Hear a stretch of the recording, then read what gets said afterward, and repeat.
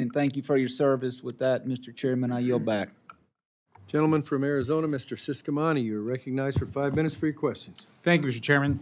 Thank you, Admiral, for being here. Thank you for answering our questions and helping shine a light on all the good work that men and women in the Coast Guard do. And thank you for your service.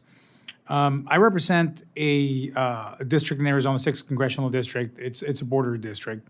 It includes portions of the southwest border. So while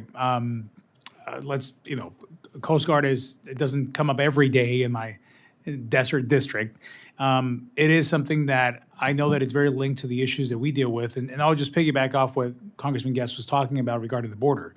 So if you can build a little more on the both on the migrant apprehension side, and we know that the numbers have dipped at the land areas of the border. But if you can speak a little bit of the challenges that we're facing with migrants and how your mission set is increasing, and how will your budget requests help with these efforts, especially since I understand that the Coast Guard has continued to indirect a relatively large numbers of migrants in the Florida Straits and off the San Diego as well. So can you speak a little bit on that? Thank you, Congressman, because we're not doing this mission alone, and I want to make sure I recognize, and we're getting great support from the Department of Defense.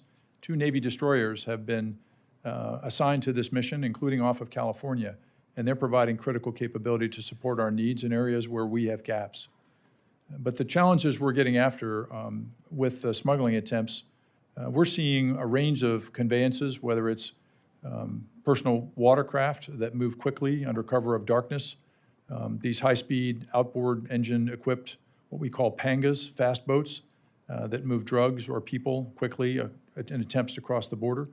And so working together with the Navy, with the other members of DHS is critically important. But we're continually hampered by pressure for sustaining and operating our assets. Our boats and our ships we're not able to maintain them at the rate we need to. And so they're not always as available as we need them to be when a mission demand occurs or an operational case is detected. And so to be successful, persistent and harden our operational posture over the long term on the southern border, we need increased investment and sustainment for more modern assets that we're able to repair and keep operating with a greater availability.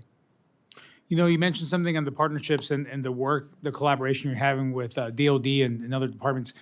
When it comes down to the technology, I guess, and with CBP, how are you able to communicate and the intelligence maybe that is shared, or how do you coordinate specifically with CBP or Border Patrol?